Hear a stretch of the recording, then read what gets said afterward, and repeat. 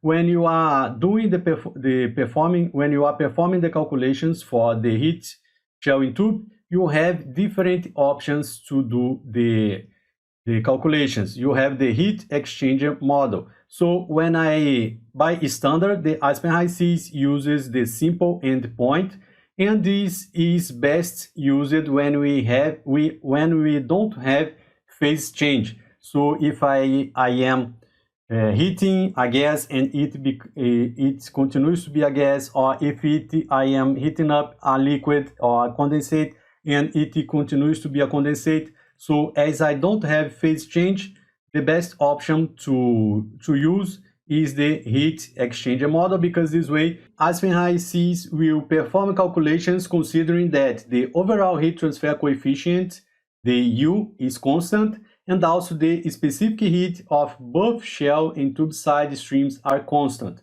So based on that, we will have the calculations on Aspen Hysys. But it is not what happens in this way. As you have seen, I have a two-phase stream that is condensating. So to have a more accurate results, instead of using the simple end, what I will choose is the simple weighted, because this way the Aspen Hysys will perform calculations based on intervals, and now the specific heat and the overall heat transfer coefficient will not be constant.